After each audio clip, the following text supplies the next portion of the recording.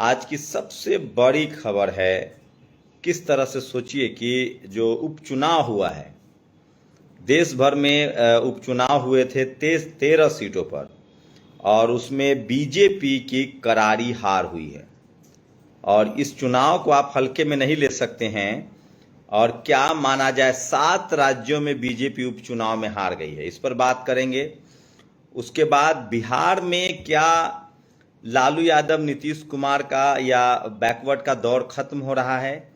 क्या सवर्ण राजनीति वहां पैर पसार रही है? ये भी बड़ी खबर है। और यूपी में क्या यूपी में 2027 के बाद बाबा नहीं टिकेंगे? ये बड़ी खबर है जो सोशल मीडिया पर वायरल है, जो मैं आपको बता रहा हूं। और वहीं जो एक और अहम खबर है कि क्या बगैर बीएसपी के अभी भी क्या इंडिया गठबंधन जीत सकती है? क्या मायावती अभी भी फैक्टर हैं अगर बीजेपी को हराना है? तो मैं फिर आपको वही ले चलूंगा। पहले आपको अपडेट दे दूं, 7 राज्यों में आज बाईपोल हुए हैं, जिसमें कांग्रेस को 4 सीट, बीजेपी को 2 सीट, टीएमसी को 4 सीट, आपको 1 सीट, डीएमके को 1 सीट और एक निर्दलीय बिहार में जीते हैं।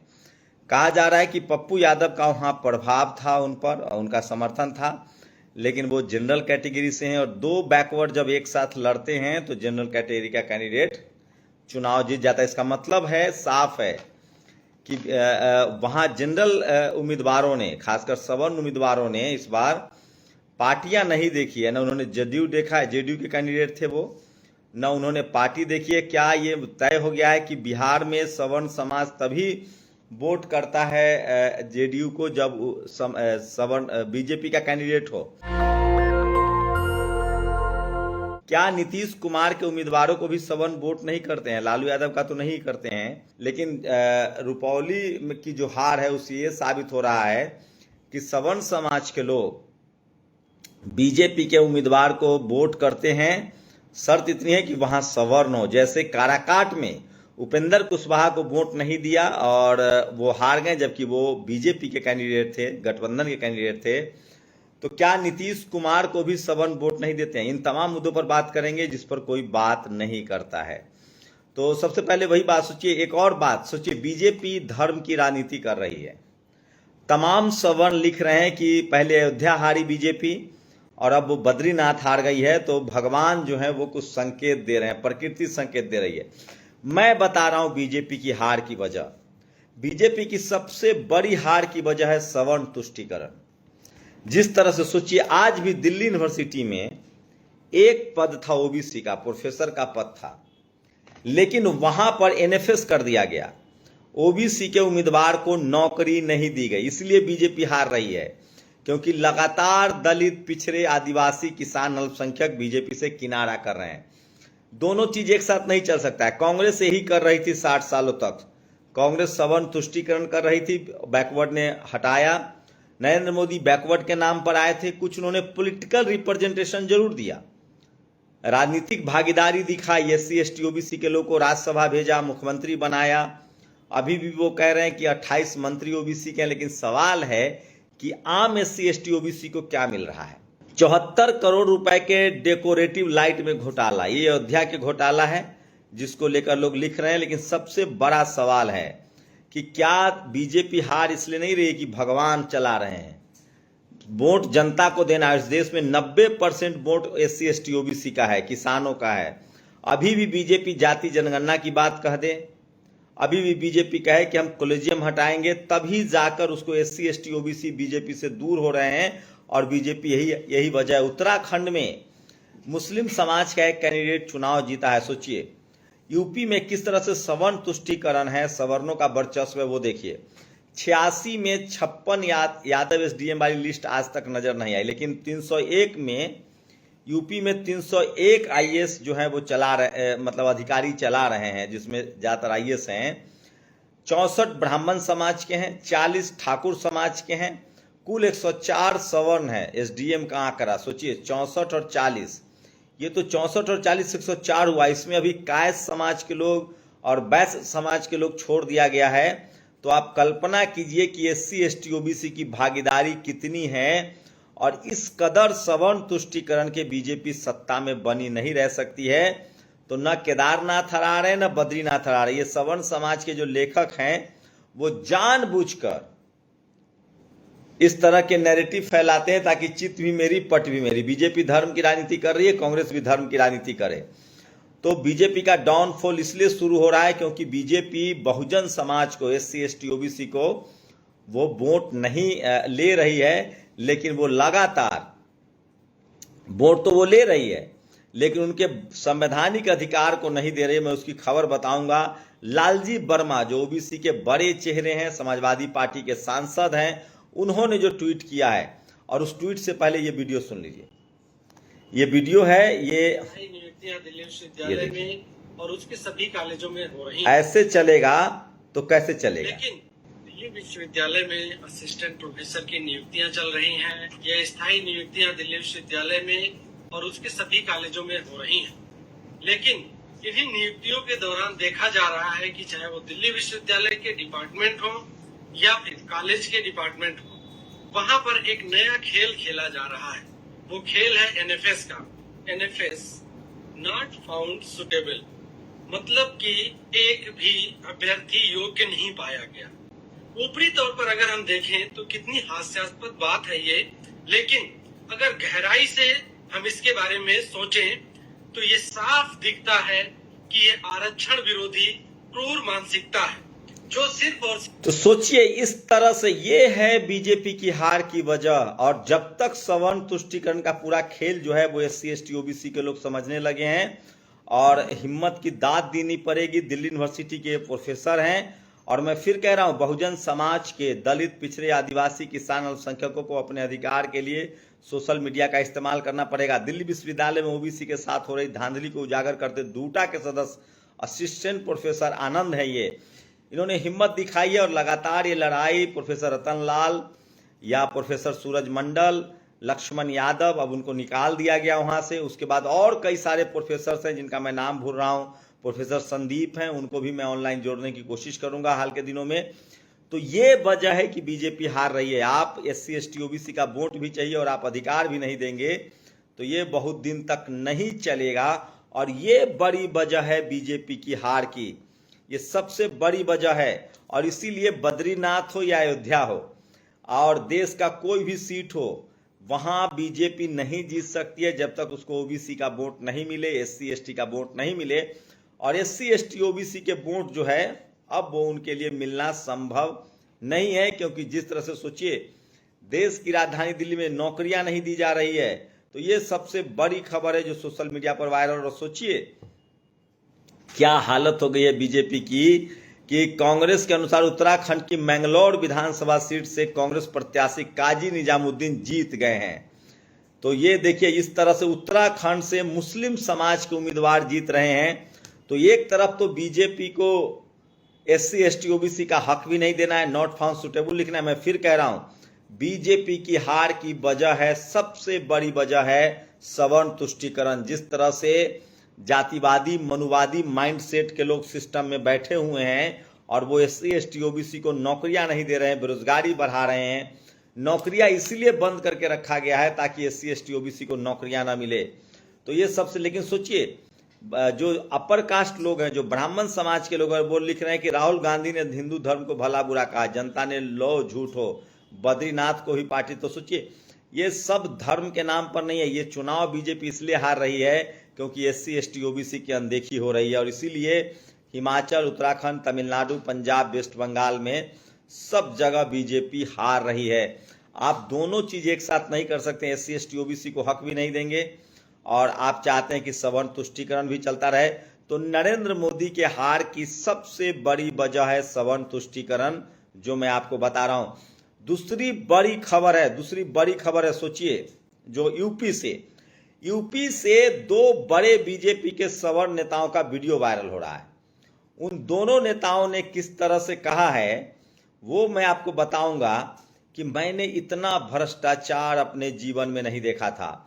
और एक विधायक ने तो साफ साफ कहा है कि 2027 में बीजेपी का बोरिया बिस्तर बन जाएगा। ये मैं नहीं कह रहा हूं, ये खुद बीजेपी के विधायक कह रहे हैं। इसकी वजह यह है कि SC ST OBC के लोगों ने पूरी तरह से साथ छोड़ दिया है बीजेपी का। लेकिन सवाल है कि वो कांग्रेस के साथ जा रहे हैं तो उससे उनका फायदा क्या होगा। क्या कांग्रेस इन तमाम मुद्दों पर काम करेगी। राहुल गांधी ने चुनाव में जरूर कहा था कि हम जाति जनगणना कराएंगे, हम 50% की लिमिट हटाएंगे, लेकिन जैसे ही अपोजिशन ऑफ लीडर बने उसके बाद ये सारी बातें भूल गए हैं। खुद राहुल गांधी की सरकार कर्नाटक में जो कांग्रेस की सरकार है वहां SC ST का जो फंड है उसको बाहर दूसरे डिपार्टमेंट में ट्रांसफर किया जा रहा है। तो ये सारी बेईमानी जो है वो अब जनता समझ रही है, लोग लिखने भी लगे हैं। तो ये सबसे बड़ी खबर है। लेकिन बीजेपी सवर्ण तुष्टीकरण के चक्कर में जो जातिवादी मनुवादी माइंडसेट के लोग हैं उनके चक्कर में बीजेपी अब सबसे बुरे दौर में है और ये तय हो गया है कि SC ST OBC के लोगों ने उसका साथ छोड़ दिया। सोचिए, नॉट फाउंड सुटेबल का जो नया मामला आया है, दिल्ली विश्वविद्यालय के कमला नेहरू कॉलेज में एक मामला आया है जहां पत्रकारिता विभाग में 2 पदों पर, एक जनरल और एक OBC का पद था, नौकरी थी। जनरल को तो भर दिया गया लेकिन OBC के 31 उम्मीदवार थे और उनको कह दिया गया नॉट फाउंड सुटेबल। तो बीजेपी की हार की ये सबसे बड़ी वजह है। लेकिन ये विश्लेषण न रवीश कुमार बताएंगे, न अजीत अंजुम बताएंगे, न अभिषार शर्मा बताएंगे, न संजय शर्मा बताएंगे, क्योंकि उनके जातिवादी मानसिकता को ठेस लगता है। तो ये सबसे बड़ी खबर बता रहा हूं किस तरह से यूपी में बीजेपी की हालत खराब है। और जिस तरह से ये देखिए, ये वीडियो सुनिए। स्थिति है उस स्थिति के हिसाब, आज जो स्थिति है उस स्थिति के हिसाब से हमारी सरकार बहुत ही स्थिति खराब है। हमारी सरकार बनने की स्थिति आज के डेट में नहीं दिखाई पड़ रही। आज जो स्थिति है, ये खुद बीजेपी के विधायक हैं, नाम बताऊंगा, एक और वीडियो सुनिए। हमें कहने का संकोच भी नहीं, मेरे 42 वर्ष के राजनीतिक जीवन में तहसील और थाने का ऐसा भ्रष्टाचार न सोच सकते थे न देख सकते थे, वो अकल्पनीय है। तो सोचिए, ये दोनों सवर्ण समाज के नेता हैं और बीजेपी के नेता हैं और ये यूपी में भारतीय जनता पार्टी की जन विरोधी नीतियों को लेकर समाज में कितना आक्रोश, निराशा, उसे उनके ही प्रबुद्ध कार्यकर्ता और वरिष्ठ नेताओं के शब्दों में सुनिए। तो सोचिए, ये दोनों खबर जो है बड़ी खबर है और खुद बीजेपी के विधायक कह रहे हैं कि अब बिल्कुल वापसी के संकेत नहीं है। तो ये सबसे बड़ी खबर बता रहा हूं जो सोशल मीडिया पर वायरल है।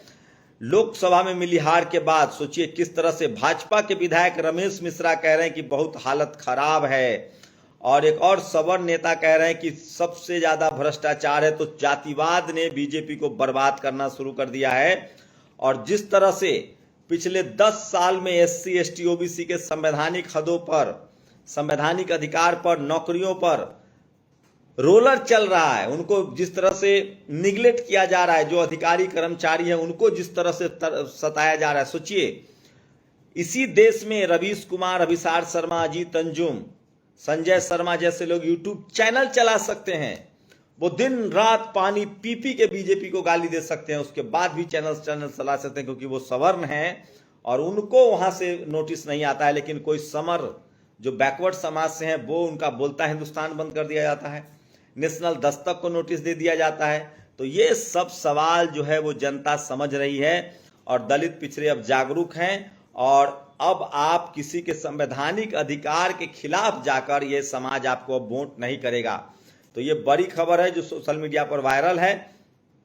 दूसरी एक बड़ा संकेत है बिहार से। बिहार में ये साफ हो गया है, बिहार में एक रुपौली सीट से चुनाव था, वहां से 2 बैकवर्ड चुनाव लड़े और सवर्ण समाज का वोट एक मुस्त सवर्ण कैंडिडेट पड़ गया और वो जीत गए। इसका मतलब है वो नीतीश कुमार की पार्टी से बैकवर्ड थे, आरजेडी की पार्टी से बैकवर्ड थे और दोनों चुनाव हार गए। इसका मतलब है कि जनरल कैटेगरी के लोग अब बीजेपी को भी वोट नहीं दे रहे हैं या फिर वो बीजेपी को वोट दे रहे हैं, लेकिन अगर बीजेपी गठबंधन में, एनडीए गठबंधन में अगर कोई जनरल के बगैर कोई कैंडिडेट है, SC ST OBC है, तो वो उसको वोट नहीं दे रहे हैं। तो सवर्ण समाज ने रुपौली में, खासकर बिहार के बाईपोल में जो साबित हो रहा है उससे साफ है कि उन्होंने नीतीश कुमार के कैंडिडेट को वोट नहीं दिया, वो चुनाव हार गए। जनरल के निर्दलीय को चुनाव देकर तो जाति का जो पूरा जाति के नाम पर जो वोट है उसमें सवर्ण समाज अभी बहुत आगे है। काराकाट में आपने देखा था किस तरह से उपेंद्र कुशवाहा को हराया गया था, वहां सारे जनरल कैटेगरी के लोगों ने निर्दलीय सवर्ण को वोट किया था, क्योंकि वहाँ एनडीए और इंडिया गठबंधन दोनों के उम्मीदवार बैकवर्ड समाज से थे। अभी बाईपोल में बिहार में रुपौली में भी ये हुआ है कि दोनों बैकवर्ड कैंडिडेट को लोगों ने हरा दिया है। तो ये एक जाति की जो समझ है सवर्ण समाज में, ये धीरे धीरे दलित पिछड़े आदिवासी समझ रहे, और जब तक दलित पिछड़े बैकवर्ड जातियों में बटे रहेंगे उनके लिए मुश्किल है। यूपी में बीजेपी के लिए मुश्किल है, क्योंकि यूपी के जो SC ST OBC हैं वो बाईपोल में इस बार बहुत एकजुट, तो पिछले लोकसभा चुनाव में बहुत एकजुट देखे थे, और ये एक अच्छे संकेत हैं। लेकिन सबसे बड़ा सवाल है कि क्या बीजेपी को हटाकर कांग्रेस को सत्ता दी जा सकती है? उसका कोई सॉल्यूशन है? ऐसा नहीं है। मैं अभी भी कह रहा हूं कि BSP एक बड़ा फैक्टर है। हरियाणा चुनाव में आपको दिख जाएगा। अभी भी अगर इंडिया गठबंधन BSP सुप्रीमो मायावती को अपने पाले में लाता है तो उसके लिए मुश्किलें कम हो सकती हैं। और बिहार में खासकर कहा जा रहा है कि अब नीतीश कुमार पाला बदल सकते हैं और लालू यादव और JDU और RJD का गठबंधन हो सकता है, क्योंकि नीतीश कुमार को लगने लगा है कि जिस तरह से जनरल जो कैटेगरी के लोग हैं वो अब वोट देना उन्होंने बंद कर दिया है दलित बैकवर्ड को, भले वो एनडीए का ही हिस्सा क्यों ना हो। तो अब बताइए कि सवर्ण समाज बीजेपी को कब वोट देता है? जब कैंडिडेट सवर्ण हो। अगर एनडीए गठबंधन का उम्मीदवार दलित बैकवर्ड हो तो वो वोट तो भी नहीं करते हैं। ये काराकाट से और आज रुपौली से साबित हो गया है। तो सवर्ण तुष्टीकरण बीजेपी के लोए डूबेगा। और मैं फिर कह रहा हूं, धीरे धीरे ही सही SC ST OBC के लोगों को एक साथ आना चाहिए, चाहे कोई भी पार्टी हो। नहीं तो SC ST OBC का जो वोटर है वो एकजुट होने लगा है और वो भी अब खेल को समझने लगा है। तो ये था आज का मेरा ओपिनियन। इस पर आपकी क्या राय है? आपकी राय हमारे लिए बहुत जरूरी है। बहुत बहुत शुक्रिया। नेशनल दस्तक की आपसे गुजारिश है कि अगर इसको बचाना चाहते हैं तो नेशनल दस्तक को सब्सक्राइब करने के लिए रेड कलर के सब्सक्राइब बटन को दबाएं, फिर बेल आइकन की घंटी दबाएं। नेशनल दस्तक को बचाने के लिए बहुत जरूरी है कि हर खबर को शेयर करें, लाइक करें, कमेंट जरूर करें।